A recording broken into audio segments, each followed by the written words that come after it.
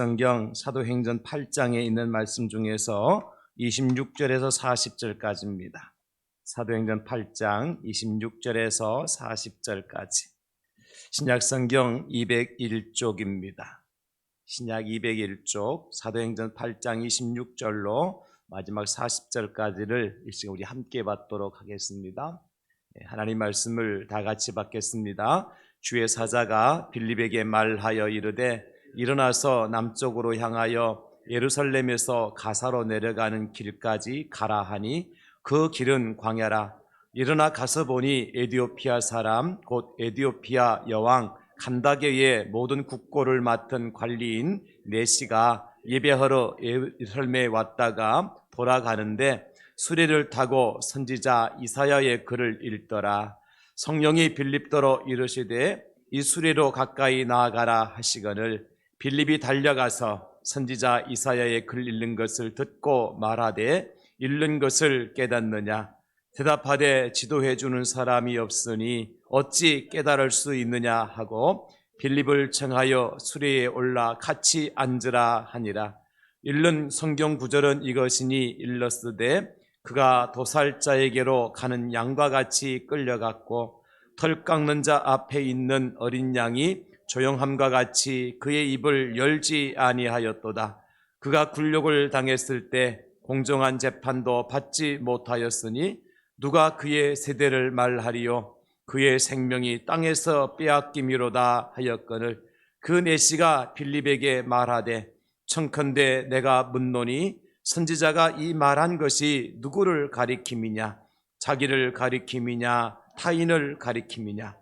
빌립이 입을 열어 이 글에서 시작하여 예수를 가르쳐 복음을 전하니 길 가다가 물 있는 곳에 이르러 그 네시가 말하되 보라 물이 있으니 내가 세례를 받음에 무슨 거리낌이 있느냐? 이에 명하여 수레를 멈추고 빌립과 네시가 둘 다 물에 내려가 빌립이 세례를 베풀고 둘이 물에서 올라올새 주의 영이 빌립을 이끌어 간지라. 네시는 기쁘게 길을 가므로 그를 다시 보지 못하니라. 빌립은 아소도에 나타나 여러 성을 지나다니며 복음을 전하고 가이사라에 이르니라. 아멘. 오늘 저는 말씀을 중심으로 해서 누가 훌륭한 스승이며 누가 좋은 제자인가요? 라고 하는 제목으로 함께 말씀의 은혜를 나누려고 합니다. 오늘은 우리 교회에서 스승의 주일로 지키고 있습니다. 과연 어떤 사람이 훌륭한 스승인가? 또 어떤 사람이 과연 좋은 제자인가? 라고 하는 것은 우리가 깊이 한번 생각해 볼 문제인 것 같습니다. 왜냐하면 저와 여러분들이 다 먼저 믿은 사람이니까 우리가 선생이지 않습니까? 나중에 믿은 사람의 스승이요 선생과 같은 위치에 있는 사람들이고 그러나 여전히 우리는 배워야 되고 우리가 가르침을 받아야 될 사람들이기 때문에 동시에 우리는 다 제자들과 같은 사람들입니다. 물론 우리의 가장 좋은 훌륭한 스승은 한 분밖에 없죠. 예수 그리스도. 그분이 우리의 진정한 스승이십니다. 우리의 진정한 선생님이시죠. 우리 진정한 지도자가 되시죠. 그러나 그 예수님의 말씀의 가르침을 받은 또 다른 제자가 우리의 스승이 될 수 있는데 오늘 본문에 나오는 빌립 집사님과 같은 분이 우리의 스승이 될 수 있고 빌립 집사님을 만났던 에디오피아 네시가 제자가 될 수 있기 때문에 오늘 본문 말씀을 중심으로 해서 누가 훌륭한 스승, 좋은 제자인가요? 라고 하는 제목으로 함께 말씀의 은혜를 나누려고 합니다. 여러분, 선생이라는 말을 우리가 많이 쓰지 않습니까?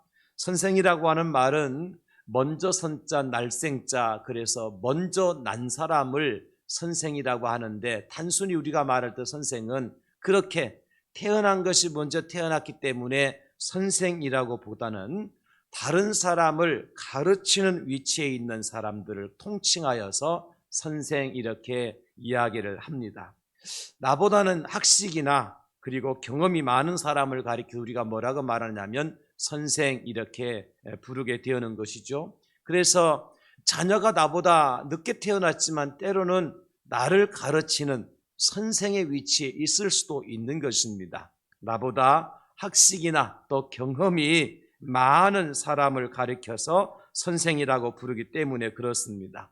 그리고 그 선생으로부터 배움을 받은 사람은 그 선생을 높여서 뭐라고 부르느냐 하면 스승 이렇게 부르기도 하지요. 그런가 하면 교육활동의 장인 학교와 같은 기관에서 아이들을 가르치는 지도하는 사람을 가리켜 우리는 교사 혹은 교수 이렇게 부르기도 하는 겁니다. 그러니까 교수나 교사나 선생이나 스승이나 많은 이름으로 불려지지만은 이 모든 이름으로 불려지는 사람들의 공통적인 한 가지의 특징이 있습니다. 그게 뭐냐면 덕과 학식을 갖춘 한 시대의 사표가 될 만한 인물의 존칭이라는 겁니다. 이것이 교사를 의미하고 선생을 의미하고 그리고 스승을 의미할 때 덕과 학식을 갖춘 한 시대의 사표가 될 만한 인물의 존칭 이렇게 정의를 내릴 수가 있는 겁니다. 이런 거 아주 중요한 거니까 기록해 놓으면 시험에 나옵니다. 선생이 누구냐, 스승이 누구냐, 교사가 누구냐 묻는다면 이렇게 답하시면 됩니다. 덕과 학식을 갖춘 한 시대의 사표가 될 만한 인물의 존칭이다. 그러면 100점짜리 답안이 되는 것입니다. 어쨌든 여러분, 그래서 스승의 은혜라고 하는 노래가 있잖아요. 그 노래 가사에 보면 이런 가사가 나옵니다. 스승의 은혜는 하늘 같아서 우러러 볼수록 높아만 지네. 참되거라 바르거라 가르쳐 주신 스승의 은혜는 어버이시라. 이렇게 시작하죠. 스승의 은혜는 뭐 같아서? 하늘 같아서. 어떻게? 우러러 볼수록 높아만 지네. 여러분 어떻습니까?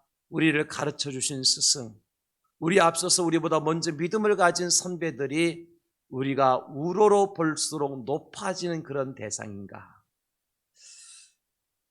우리는 오늘날에도 이런 스승 또 이런 스승을 따르는 제자가 얼마나 될까? 이런 아련한 마음을 가지면서 사실은 스승의 날을 맞이하고 있습니다.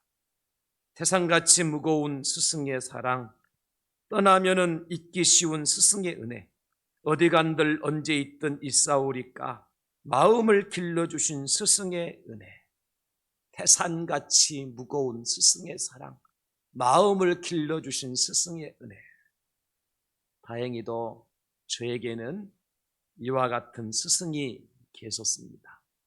학교에서도 또 목회 현장에서도 저는 태산같이 무거운 사랑을 제게 베풀어 주신 스승이 계셨고 마음을 길러주신 스승이 저한테 있었기 때문에 오늘 제가 이 강단에 설 수 있었고 여러분들과 함께 할 수 있었다고 하는 이 사실이 저에게는 가장 행복한 일이며 다른 사람이 누리지 못한 놀라운 축복을 받은 사람 중에 하나다라고 저는 말씀을 드릴 수가 있습니다. 오늘 본문에 보면 지도하는 자, 가르치는 자라는 말이 반복해서 나오고 있죠. 그리고 그 지도와 가르침을 받은 에티오피아의 네시아 이야기가 나옵니다. 그래서 지도하는 자로 가르치는 자로 빌립 집사님이 그 빌립 집사님의 가르침과 지도를 받는 에티오피아의 네시 스승과 제자의 스토리입니다. 그래서 성경 본문에 많은 스승과 제자 이야기가 나오지만 저는 오늘 스승의 날을 맞이해서 오늘 빌립 집사님과 에티오피아 네시가 가장 훌륭한 또 좋은 제자가 아닌가라고 하는 판단 아래 본문을 가지고 함께 말씀의 은혜를 나누려고 하는 것입니다. 여러분 그렇다고 할 것 같으면 과연 훌륭한 스승은 어떤 사람인가? 특별히 믿는 사람들에게 있어서 어떤 사람이 훌륭한 스승이라고 말할 수 있는가? 어떤 지도자를 훌륭한 지도자라고 우리가 말할 수 있는가? 오늘 빌립 집사님과 같은 분을 훌륭한 스승이요 훌륭한 지도자라고 말할 수가 있는 것입니다. 과연 빌립 집사님은 어떤 분이었습니까? 첫째는 성령 충만한 사람이었습니다. 누가 훌륭한 스승이냐? 믿음의 현장에서, 가르치는 현장에서 과연 어떤 사람이 훌륭한 스승이냐 할 것 같으면 성령이 충만한 사람이 훌륭한 스승이라고 말할 수 있습니다.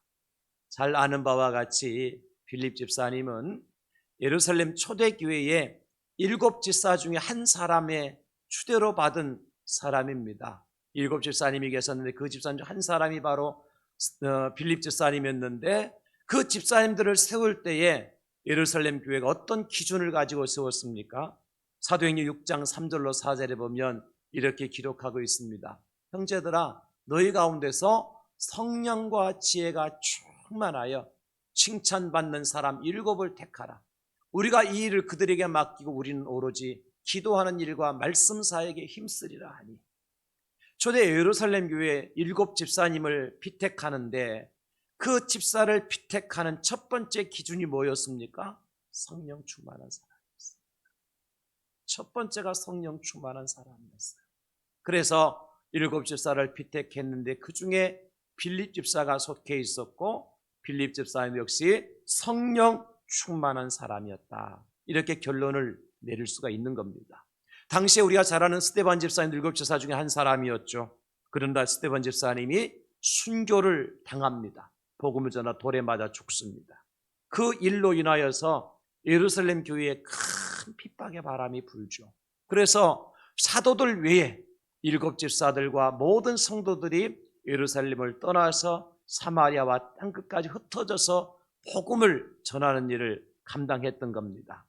빌립 집사님은 어디로 갔습니까? 사마리아 성으로 갔습니다.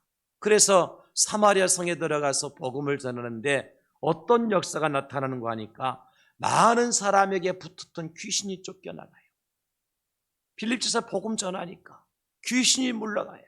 그리고 중풍병에 걸렸던 사람이 낫게 되어지고 걷지 못하는 사람이 걷게 되어지는 놀라운 기적이 일어났어요. 이 소식이 예루살렘 교회까지 들려옵니다. 아니, 이방인 취급했던, 개취급했던 사마리아 사람들에게 하나님께서 역사하셔서 귀신이 쫓겨나가고 중풍병자가 낫고 그리고 걷지 못한 자들이 걷고 뛰는 역사가 일어났다더라. 그래서 베드로와 요한이 이 소식을 접하고요, 사마리아로 내려옵니다. 가서 보니까 빌립 집사가 거기서 사역을 하고 있는데 놀라운 역사가 나타나고 있는 거예요. 그런데 문제는 그들에게 성령의 기름 부으심이 없어요. 그래서 베드로와 요한이 그들에게 안수하니까 그곳에 성령의 불이 일어나는 거예요.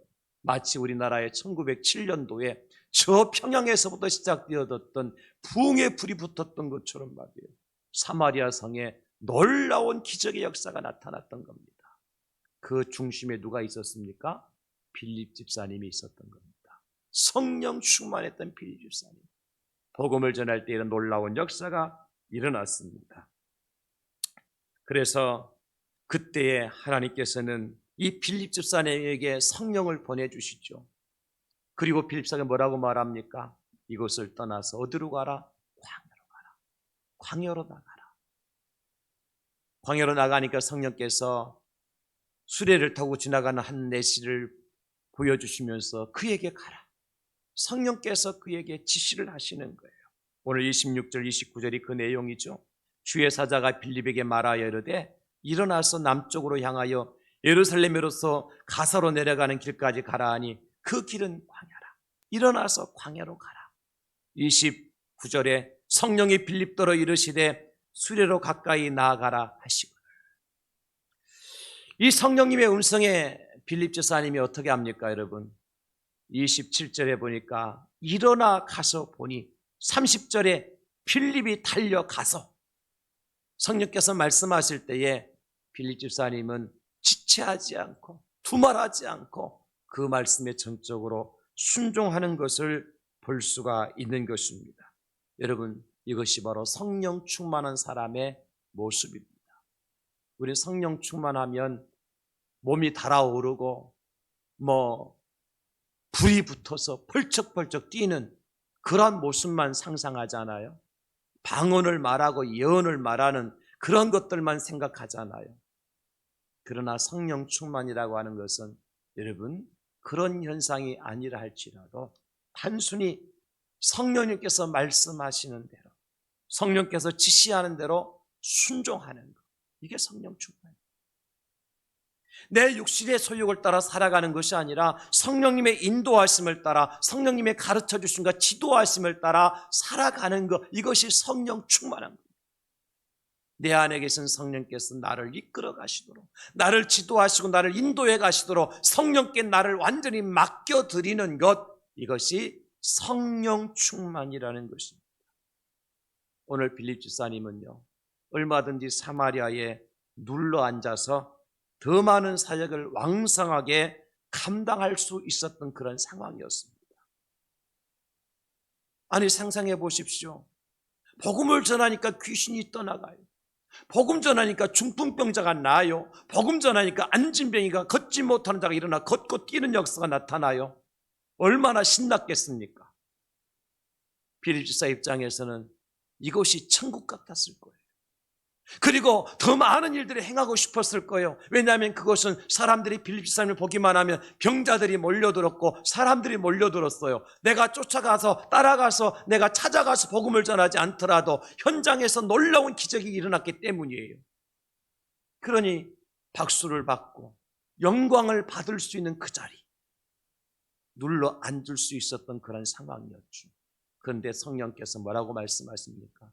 일어나서 떠나서 광야로 가라. 많은 사람들이 있는 곳이 아니라 단 한 사람이 수레를 타고 지나가는 그 광야로 나아가라. 그렇게 말씀하셨을 때에 스데반 집사님은 여기도 많은 사람이 있는데요 말씀하지 않았습니다. 여기에 기적이 일어나고 있는데요 말씀하지 않았습니다. 어떻게 했어요? 그대로 순종했어요. 예 하고 일어나서 달려갔습니다. 여러분, 이것이 성령 충만한 사람의 모습인 겁니다.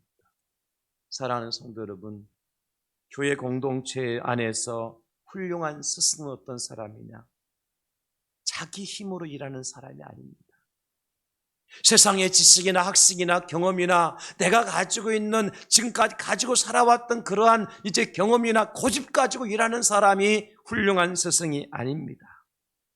영적으로 깨어있는 사람이 스승이 되어야 그 사람이 훌륭한 스승이 될 수가 있습니다.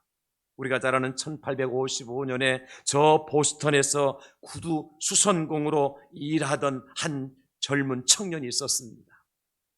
자기 고정 고객 중에 한 사람이 그에게 복음을 전했습니다. 이 복음을 들은 이 구두 수선공은 마음이 뜨거워지기 시작했습니다. 그래서 약관의 20살의 나이에 교회 출석하면서 그의 마음속에 이런 생각이 들었습니다.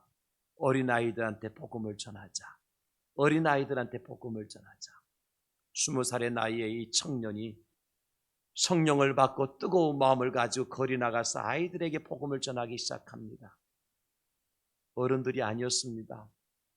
많은 사람들은 부흥회를 통해서 어른들을 모아서 회심시키고 그들에게 교회 헌신자로 세우는 일을 감당했지만 이 젊은 청년은 돈도 되지 아니하고 많은 사람들에게 도움도 되지 아니한 그 어린 아이들에게 나가서 복음을 전하기 시작했습니다. 근데 이상한 일이 일어났어요. 정말 많은 아이들이 이 구두 수선공 배우지도 못했고 경험도 없는, 신앙의 경력도 없는 그러한 구두 수선공을 통해서 아이들이 복음을 듣고 예수님을 믿겠다고 교회로 돌아오기 시작을 했습니다. 그래서 반 아이들 하나 둘 모으기 시작했는데 그 반 아이들이 1,500명의 아이들이 모이기 시작했습니다. 15명이 아닙니다. 150명이 아닙니다. 1,500명의 아이들이 그 반으로 모여들어서 우리 선생님과 함께 공부하겠다고 복음을 듣겠다고 모여들기 시작했습니다. 그 사람이 바로 D.L. 무디 선생이었습니다. 우리는 D.L. 무디를 목사님 부르지 않습니다. 선생으로 부릅니다. 왜냐하면 그는 성령으로 충만했던 사람이기 때문입니다. 훌륭한 스승이었기 때문입니다. 그는 보스턴에서 생키라는 사람과 함께 이제 군선교를 시작을 하게 되어지고 1,500여 회 군선교까지 해서 부흥을 일으키는데 1,500번의 부흥회를 일으키고 1,500여 명의 학생들을 가르치고 그리고 결국에는 그가 평생의 전도에서 복음을 듣게 한 아이들이 40여 년 동안 100만 명이 넘는 엄청난 영혼들에게 복음을 전하는 그러한 진정한 선생이 되었던 겁니다. 사랑하는 성도 여러분, 교회 학교에서 믿음의 전당에서 좋은 훌륭한 스승은 어떤 사람이냐? 성령 충만한 사람. 내 능력 가지고, 내 고집 가지고, 내 학식 가지고 일하는 사람이야. 성령께 모든 것을 맡겨드리고 성령께서 말씀하시는 대로, 성령께서 인도하신 대로 순종하는 사람, 내 육체의 소욕을 쫓아 살아가는 것이 아니라 성령님의 인도하심을 따라 살아가는 사람, 이 사람이 교회 학교에서는 훌륭한 교사다. 저와 여러분들이 먼저 예수님 믿은 선생이라니까요. 세상 사람 우리를 보면서 어떤 사람이 진정한 그리스도인이라고 말할까요? 육체의 혈기를 따라서 살아가는 사람이 아니라 성령님의 인도하심을 따라 살아가는 사람, 이 사람이 세상 사람들이 볼 때도 좋은 선생이요 스승이 될 수 있다는 겁니다. 왜냐하면 성령이 진리를 깨닫도록 모든 사람들을 인도해 주시기 때문에 그렇습니다.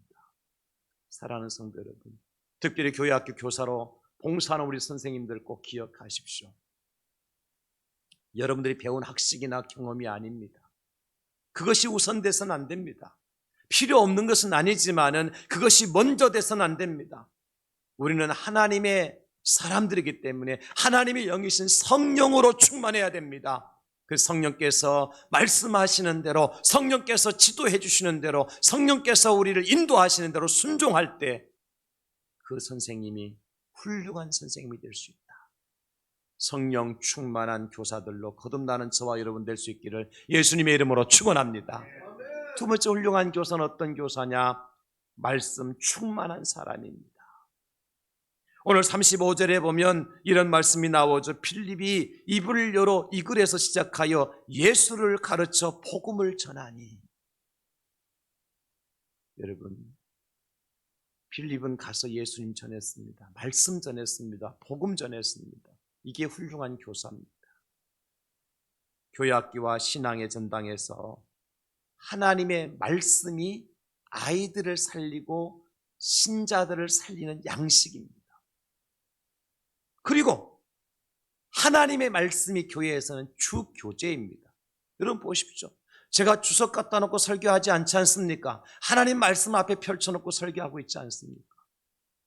제가 다른 참고서 갖다 놓고 좋은 신앙 다른 사람들이 적어놓은 간증문 갖다 놓고 설교하지 않지 않습니까? 하나님 말씀 놓고 설교하지 않습니까? 왜냐하면 이 말씀이 하나님의 교회에서는 생명의 양식이고 이 말씀만이 하나님의 자녀들을 양육할 수 있는 주 교재이기 때문에 그렇습니다.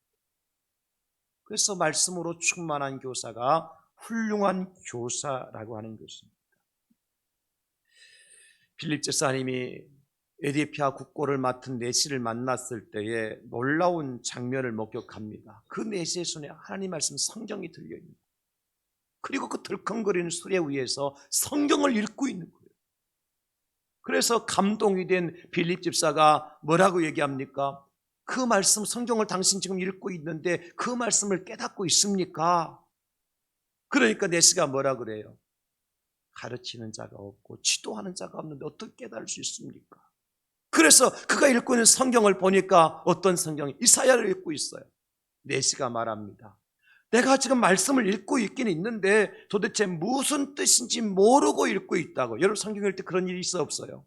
많잖아요. 읽기는 읽는데 도대체 무슨 의미인지 모르겠어. 무슨 뜻인지 모르겠어. 누구를 말하는지 모르겠어요. 그런 궁금증이 지금 에디오피아 내시 안에 가득 차 있는 거예요. 그러면서 내시가 필립 제사를 수레 위에 안내하고 나한테 여기 말씀하고 있는 도살자에게로 가는 양, 털 깎는 자 앞에 있는 어린 양, 입을 열지 않고 굴욕을 당한 어린 양, 공정한 재판도 받지 못하고 도살자에게 죽임당한 어린 양이 도대체 누굽니까? 내게 말씀해 줄 수 있겠습니까? 그때 빌립 집사님이 뭐라고 얘기하죠? 그 어린 양이 바로 예수 그리스도이십니다. 만약에 빌립 집사님이요 이사야의 말씀을 몰랐더라 할 것 같으면 어떻게 했을까요? 글쎄 잠깐만요. 내가 예루살렘에 잠깐 갔다 와 사도들한테 물어보고 와서 가르쳐 줄게요. 그러면 이미 수레는 떠나가고 없을 거예요. 알고 있었던 거예요. 이사야 말씀을 알고 있었던 거예요. 예수 그리스도를 알고 있었던 거예요. 복음을 알고 있었던 거예요. 그래서 하나님의 말씀을 메시에게 가르쳐 준 겁니다. 이것이 좋은 훌륭한 스승의 모습입니다. 하나님의 아들이신 예수 그리스도를 풀어서 메시에게 가르쳤습니다. 십자가에 달리신 예수 그리스도, 대속의 피를 흘려주신 예수 그리스도, 영원한 구세주가 되시는 예수 그리스도의 복음을 빌립지 사람은 가지고 있었던 거예요. 알고 있었던 거예요. 체험하고 있었던 거예요. 그것을 그대로 펼쳐줍니다. 여러분, 교회 학교에서의 교사는 열정만 가지고는 안 됩니다. 진리의 말씀을 가르치지 않고 기도만 한다고 해서 좋은 스승이라고 말할 수가 없습니다. 뭐가 있어야 돼요? 복음이 있어야 됩니다. 말씀이 있어야 됩니다. 진리이신 예수 그리스도가 있어야 돼요. 우리 아이들이, 우리 젊은이들이 왜 신천지니 무슨 천지냐면서 그곳에 빠져서 헤어나지 못합니까? 교회에서는 가르치지 않는 이상한 말을 가르치고 있으니까 거기에 유혹을 당하고 미혹을 당하는 것 아니겠습니까? 교회 와서 선생님에게 물어봐도 대답을 해주지 못하고 글쎄 모르겠다, 네가 알아서 나중에 크면 안다, 그런 식으로 가르치는데 신천지에 들어가니까 구약부터 신약까지 조목조목 짝맞추기를 해가면서 이제 가르치니까 여기가 진짜 신천지인개비요 그러면서 거기 빠지잖아요. 우리 교사들이 정말 정신을 차려야 돼요. 성경 하박국이 구약에 있는지 신약에 있는지 모르면서 아이들이 하박국이 어디 있어요? 그런 성경도 있냐? 그러는 교사가 아이들 앞에 선다면 그 아이들 신천지에 빠지게 10중 8구 빠질 수밖에 없습니다. 성경에 능통해야 됩니다. 교사들이 성경 공부를 해야 됩니다. 말씀을 배워야 돼요. 제가 우리 교회를 개척하고 처음 시도했던 것이 제자 훈련이었습니다. 초청하신 고 옥하는 목사님께서 사랑의 교회에서 제자 훈련을 이제 시작하고 제가 50회 제자 훈련 이제 훈련을 받은 50회예요. 제가 신대원도 50회 졸업했고 제자 훈련도 50회로 졸업했습니다. 제자 훈련을 받고 난 다음에 부산에 내려와서 부산 경남 지역 제가 책임을 맡으면서 지역 교회의 제자훈련 책임을 제가 맡으면서 우리 교회도 제자훈련을 시작했어요. 정말 초기에 많은 분들이 시작을 해서 공부를 하고 말씀을 통해 은혜를 받았습니다. 그런데 문제가 생겼습니다. 어떤 성도님이 교회 제자훈련한다고 그러니까 교회를 떠나고 말았습니다. 공부하기 싫어서 학교도 때려쳤는데 교회까지는 교회에서도 공부하라 그런다고.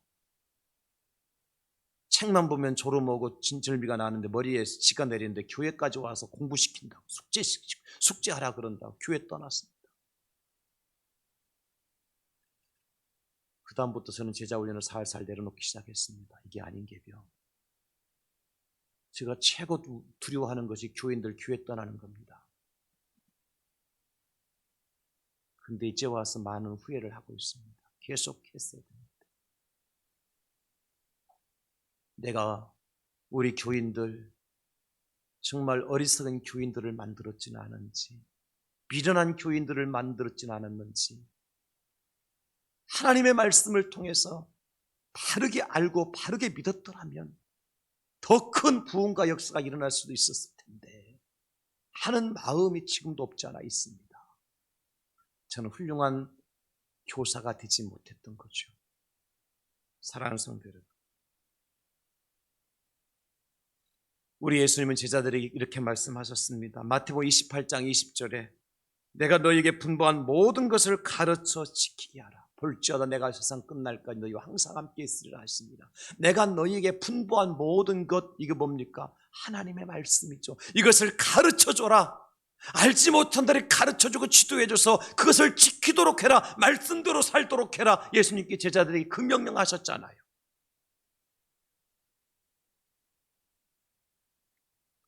디모데후서 3장 14, 15절에 보면 바울은 사랑하는 제자 디모데에게 이렇게 말씀합니다. 그러나 너는 배우고 확신한 일에 거하라. 네가 누구에게서 배운 것을 알며 또 어려서부터 성경을 알았나니 성경은 능히 너로 하여금 그리스도 안에 있는 믿음으로 말미암아 구원에 이르는 지혜가 있게 하느니라. 말씀을 가르쳐라. 사랑하는 우리 교사들 꼭 기억하시기 바랍니다. 아이들한테 말씀 가르치십시오. 말씀이 생명의 양식입니다. 아이들에게 잘 사는 법, 성공하는 법, 세상에서 어떻게 하면 내가 경쟁해서 이길 수 있는 법, 그것도 물론 가르침의 종류 중에 하나가 될 수 있겠지만 하나님 말씀 없이 그것을 가르치면 그것이 오히려 그 아이들에게는 독이 된다는 사실을 기억하세요. 좋은 교사, 훌륭한 교사는 말씀 충만한 교사입니다. 그래서 예수님 비유로 말씀하시죠. 누가복음 6장 39절 또 비유로 말씀하실 때 맹인이 맹인을 인도할 수 있느냐? 둘이 다 구덩이에 빠지지 아니하겠느냐? 말씀을 알지 못하는 자가, 말씀 없는 자가 어떻게 말씀 모르는 자를 인도할 수 있겠느냐? 둘 다 마귀가 파놓은 구덩이의 함정에 빠질 수밖에 없다. 사탄이 파놓은, 이단이 파놓은 함정에 빠질 수밖에 없다. 그런 말씀입니다. 그래서 호세아 선지자는 우리에게 말씀하시죠. 호세아 6장 3절 그러므로 우리가 여호와를 알자, 힘써 여호와를 알자. 무엇을 통해서? 하나님 말씀을 통해서. 이제 20대 대한민국 대통령이 새로운 정부를 구성하고 출범을 했습니다. 지난 5월 10일 날 취임식 날 취임사에서 대통령께서 이런 말씀을 하셨습니다. 반지성주의가 다양한 위기와 복합적으로 인류 사이에 어두운 그림자를 드리고 있는 문제 해결을 더 어렵게 하고 있습니다. 좀 말이 굉장히 문학적이고 철학적이 잘 이해가 안 가죠. 무슨 얘기냐면 쉽게 말하면 지금 우리가 다양한 위기와 복합적인 위기 속에 처해 있다는 거예요. 이 위기를 풀어나갈 수 있는, 해결할 수 있는 길이 있는데 그것을 해결하지 못하도록 가로막는 것 중에 하나가 뭐냐면 반지성주의라는 거죠. 그럼 도대체 반지성주의가 뭐냐? 제가 찾아보니까 한병호 작가는 이렇게 말했습니다. 반지성주의란 과학을 통해 확립된 세계의 질서를 외면하고 자신이 옳다고 믿는 세계 속에서 모든 내용을 판단하는 것이다. 객관적으로 과학적으로 증명된 사실이 있는데 그것은 제외하고 내가 옳다고 생각하는 내 생각 가지고 문제를 풀어가려고 하는 그것이 바로 반지성주의다. 여러분, 교회에서 아이들에게 가르치는 객관적으로 가장 확실한 진리는 무엇입니까? 하나님의 말씀입니다. 그것은 제쳐놓고 내가 살아와 보니까, 내가 경험해 보니까, 내가 신앙생활 하다 보니까 이렇더라고 가르치는 것이 바로 반지성주의라는 거예요. 그것이 우리 아이들이 지금 다양하게 당면의 문제들을 풀어가는데, 문제를 해결하는데 어두운 그림자로 들여오고 있는 것이 바로 이 반지성주의다. 이거 내려놓아야 된다. 이나영 연구자는 말하기를 알기를 적극적으로 거부하는 상태가 반지성주의다. 여러분, 진정한 지성은 하나님의 말씀으로부터 나옵니다. 할렐루야. 진정한 지성은 하나님의 말씀으로부터 나오는 거예요. 왜냐하면 이 말씀이 진리이기 때문에 그렇습니다. 객관적으로 증명된 사실이기 때문에 그렇습니다. 우리가 이것을 눈 가리고 아웅하는 식으로 제껴놓고 말이죠. 내가 살아오 보니까 너희들 나이 몇이냐? 나는 지금 나이가 40, 50, 60이다. 너희들 지금 9살, 10살밖에 되지 않았잖아. 내가 세상 살아보니까 이렇더라. 내가 믿음 생활 해보니까 이렇더라. 여러분, 그것이 아닙니다. 하나님의 말씀이 이렇게 말씀하신다. 성경께서 이렇게 우리에게 기도해 주신다. 이걸 가르쳐야지요. 오늘날 교회 안에 반지성주의가 들어왔다니까요. 그래서 디모데의 훌륭한 스승인 사도 바울은 디모데에게 이런 말씀을 하십니다. 디모데후서 1장 5절입니다. 이는 내 속에 거짓이 없는 믿음이 있음을 생각함이라. 이 믿음은 먼저 내 외조모 로이스와 내 어머니 유니게 속에 있더니 내 속에도 있는 줄을 확신하노라. 무슨 얘기입니까? 너 엄마가, 너 외할머니가 가르친 하나님의 말씀이 있잖아. 이 말씀이 진짜 진리고, 네가 그 말씀대로 가르침을 받았는데 그 말씀을 네가 가지고 있으니까 그 말씀대로 살면 된다. 이렇게 바울 사도가 디모데에게 말씀하고 있는 거예요. 사랑하는 성도 여러분, 우리가 좋은 훌륭한 스승이 되기 위해서 세상 사람들 앞에 뭘 가지고 나가겠습니까? 훌륭한 외모입니까? 여러분이 가지고 있는 학식입니까? 여러분 가지고 있는 경험입니까? 세상의 지위입니까? 여러분 그것도 필요할 때가 있지만 진짜 우리가 훌륭한 스승이 된다면 세상 사람들 앞에 무엇을 가르치기 위해서 나가야 될까요? 하나님의 말씀을 가르치기 위해서 나가야 돼요. 진리의 말씀을 선포하기 위해서 나가야 돼요. 이게 훌륭한 스승입니다. 우리 교회는 성령으로 충만한 교사, 말씀으로 충만한 교사들로, 선생들로, 스승으로 가득 채워지는 축복의 교회가 될 수 있기를 예수님의 이름으로 축원합니다. 그러면 좋은 제자는 어떤 제자냐? 좋은 제자는 오늘 에티오피아의 국고를 맡은 네시와 같은 제자여야 합니다. 에티오피아는 저 아프리카 지역의 한 나라 아닙니까? 그 한 나라의 국고라고 하는 것은 국가 재정을 맡은 그런 사람, 오늘날 말하는 재무장관, 국무총리, 부총리와 같은 그런 사람이죠. 높은 지위에 있는 사람입니다. 근데 그 사람이 지금 빌립 집사님 앞에 어떤 모습으로 배우고 있습니까? 첫째는요, 섬김의 본을 보이고 있습니다. 어떻게 해요? 아니, 자기는 덜컹거리면서 성경을 읽고 지나가는데 웬 광야에서 한 사람이 갑자기 나타나더니 보시오 그러는 거예요. 그러면서 그걸 읽어 깨닫고 있어 물어보는 거예요. 기분 나쁘죠. 내가 누군데, 지금 재무장관인데, 한 나라의 장관인데, 장관. 지금 광야에 지금 이상한 옷을 걸치고 있고, 여러분 그 내시가 이 빌립 집사님이 일곱 집사 중에 한 사람을 알고 있어 없어요? 모릅니다. 광야에서 갑자기 나타났는데 어떻게 알아요? 이 사람이 똑똑한 사람, 하나님의 사람인지 알 수 있어요? 모릅니다. 그런데 말씀을 걸고 이제 그 말씀 읽냐 물어보니까 어떻게 해요? 내시가 얼른 거기 서 계시지 말고 내 마차에 올라타십시오. 자기 자리를 내주면서 말이죠. 이게 제자의 첫 번째 좋은 모습입니다. 섬김의 모습이죠. 그래서 우리나라도요, 옛날에 과거에 급제하기 위해서, 시험 보기 위해서 공부하러 서당에 들어가면 맨 먼저 시키는 일이 뭔지 아세요? 하늘천 따지 그거 익히도록 하지 않고 붓글씨 쓰도록 습작하도록 가르치지 않았어요. 맨 먼저 배움의 전당에 들어가면 마당 썰고 마루 닦고 물 깃는 것부터 가르쳤어요. 왜 그랬을까요? 나중에 어차피 과거에 급제를 해서 높은 벼슬을 가지고 많은 백성들을 다스리게 될 때에 뭘 가지라고요? 섬김의 본을 보여야 된다. 먼저 섬김의 자세가 되어 있지 않으면 교사가 돼서 스승이 돼서 과거에 급제를 해서 많은 사람들에게 해를 끼칠 수 있다. 그래서 그것부터 가르치는 거예요. 똑똑한 제자보다는 착한 제자가 낫죠. 영리한 제자보다는 선한 제자가 낫습니다. 가르치다 보면 아이들, 똑똑한 아이들 많습니다. 나보다 IQ가 높은 아이들 많습니다. 나보다 영리한 아이들 많습니다. 목사가 이제 목회를 하다 보면 목사보다 훨씬 더 인격적으로 또 지식적으로 세상적으로 훌륭한 분들 많습니다. 돈 많은 분들 많습니다. 높은 지위에 있는 분들 많습니다.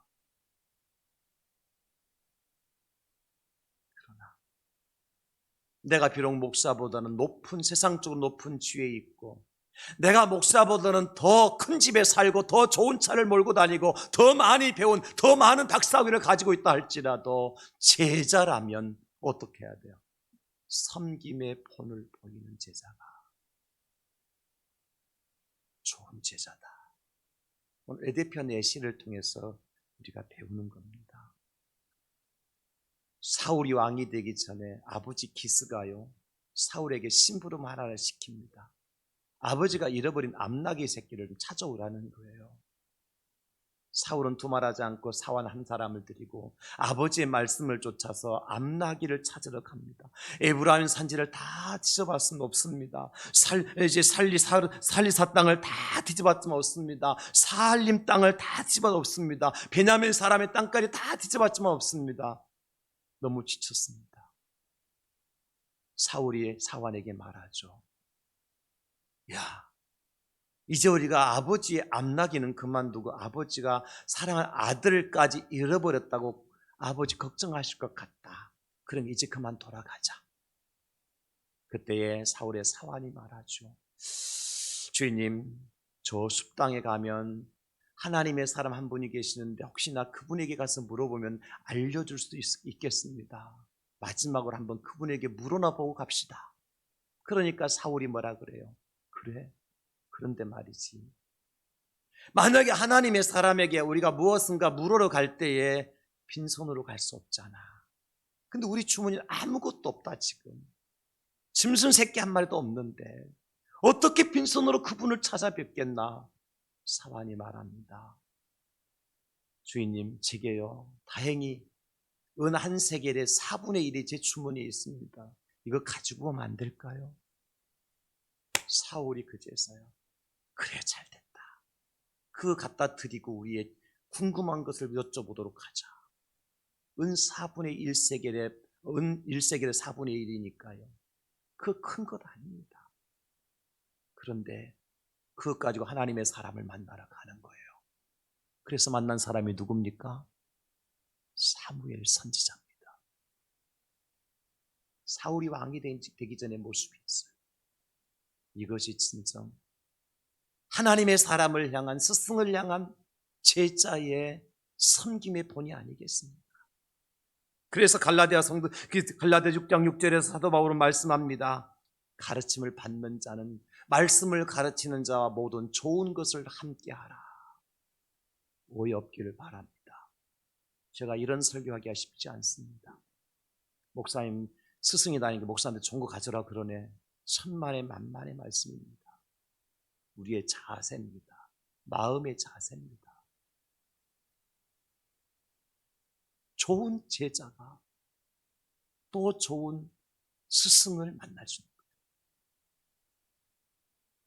마지막으로 겸손의 사람입니다. 말씀드렸잖아요. 오늘 내시는 한 나라의 재무장관이라고.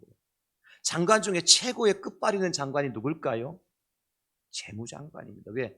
돈 흔드는 사람이 최고 아닙니까? 국가의 재정을 맡은 사람, 국가의 국고를 맡은 사람인데 그 사람의 손에서 모든 것이 다 재정이 흘러가잖아요. 엄청난 지위를 가지고 있는 사람이요, 명예를 가지고 있는 사람이요, 자존심이 있는 사람이에요. 그런데 그 재무장관 내시가 자기의 부족함을 감추지 않습니다. 자존심 내세우지 않습니다. 그냥 스승에게 가르침 받기를 원합니다. 가르쳐 주실 수 없을까요? 내게 좀 알려주실 수 없을까요? 내가 모릅니다. 우리가 잘 아는 스승 엘리야와 제자 엘리사의 이야기가 있죠. 엘리사가 밭을 갈고 있는데 엘리야가 갑자기 나타나서 겉옷을 벗어 던집니다. 무슨 뜻이냐면 너는 내 제자가 되어야 된다, 그런 뜻이거든요. 엘리사가 엘리야의 옷을 받고 제자가 됩니다. 그리고 엘리야가 이제 승천하기 바로 직전까지 엘리사는 많은 것을 배우게 됐지요. 그런데 엘리사에게는 늘 한 가지 부족한 것이 있었던 것 같아요. 그래서 스승 마지막 승천하기 직전까지 끝까지 엘리야를 따라가면서 스승님, 나한테도 능력 좀 주세요. 나한테도 하나님의 은혜를 좀 익혀주세요. 따라다니면서 그렇게 은혜를 구해요. 그래서 마지막에 엘리야가 너무너무 귀찮게 하니까 그러면 내가 너한테 뭘 해주기를 도대체 원해서 이렇게 끝까지 따라다니면서 달라고 그러느냐? 그랬더니 엘리사가 뭐라 그래요?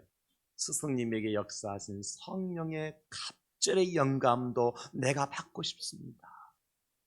우리가 이 말씀 들으면 엘리사가 욕심 많은 사람이다, 엘리야보다 더 큰 일을 하고 싶은가 보다, 더 많은 칭찬을 받고 더 영광의 자리에 올라가고 싶은가 보다, 그런 생각이 들지요. 여러분, 엘리사가 말한 것은 그런 뜻이 아닙니다. 무슨 뜻일까요? 스승님이 가지고 계신 능력, 나는 거기에 세 발의 피도 안 됩니다. 오히려 내가 스승님의 제자가 돼서 만약에 이 일을 감당할 것 같으면, 이대로라면 스승님의 영광을 가리울 수밖에 없습니다. 왜냐하면 나는 너무 연약하고 부족한 사람이기 때문입니다. 나는 밭을 갈던 사람 스승이 불러주셨지 않습니까? 내가 배운 것이 있는 것도 아니고 아는 것이 있는 것도 아니고 가진 것이 있는 것도 아닌데 그냥 가시면 안 됩니다. 나는 지금 부족합니다. 연약합니다. 내게 주시고 가셔야 됩니다. 그래서 엘리야에게 매달렸던 거예요. 적어도 내게는 갑절의 영감을 주셔야만 나는 스승님 발끝이라도 따라갈 수밖에 없습니다. 그만큼 자기가 부족하다는 거죠. 연약하다는 거죠. 그것을 인정하는 거죠. 겸손히 구합니다. 그래서 엘리야가 떠나가기 전에 엘리사에게 갑절의 축복을 주고 떠나가지 않습니까? 우리가 잘 아는 세례 요한, 누굽니까 여러분? 예수님에게 세례를 베푼 사람이에요. 예수님보다 6개월 먼저 태어난 예수님의 사촌 형이에요. 형님이에요. 그런데 그 세례 요한이 예수님에 대해서 뭐라고 고백합니까? 마가복음 1장 7절에 이렇게 말씀합니다. 그가 전파에 이르되 나보다 능력 많으시니가 내 뒤에 오시나니 나는 굽혀 그의 신발끈을 풀기도 감당하지 못하겠노라. 세상적으로 보면요, 어찌 보면 예수님의 스승과 같은 세례 요한이 왜 예수님에게 세례를 베푼 사람이라니까요. 예수님보다 먼저 태어난 분이라니까요. 선생이죠. 스승이죠. 그런데 그가 말하기를 나는 굽혀 엎드려서 예수님의 신발끈을 풀 수조차 없는 그런 사람이라고 그랬을 때 예수님께 나중에 세례 요한에 대해서 어떻게 평가하십니까? 여자가 낳은 자 중에 요한보다 큰 자가 없다. 사랑하는 성도 여러분, 우리는 어떤 제자가 되어야 될까요? 겸손한 제자가 되어야 됩니다. 나보다 더 모르는 분이 스승이 되었다 할지라도, 나보다 더 나이가 어리고 나보다 더 가진 것이 적고 나보다 더 세상적으로 어리숙한 모습처럼 보이는 사람이 내 스승이 되었다 할지라도 내가 제자라면 어떻게 해야 돼요? 배우려고 하는 자세가 필요하죠. 그런 제자가 겸손한 제자요. 하나님은 그런 제자를 오늘 찾고 계십니다. 사랑하는 성도 여러분, 우리가 세상 앞에서도 마찬가지예요. 세상 앞에 우리가 잘난 척하면 세상이 우리를 인정해 줄까요? 그렇지 않습니다. 오히려 더 겸손하게 섬김의 본을 보이면 그러면 세상이 우리를 존귀한 자로 여기게 될 겁니다. 오늘 스승의 주일을 맞이해서 우리 대양지역의 모든 성도님들이 훌륭한 스승이요 좋은 제자로 거듭나서 하나님께서 우리 교회를 통해서 여러분들을 통해 다시 세상에 빛을 비추는 그런 축복의 주인공들이 다 될 수 있기를 예수님의 이름으로 축원합니다. 주님 도와주시옵소서. 함께하여 주시옵소서.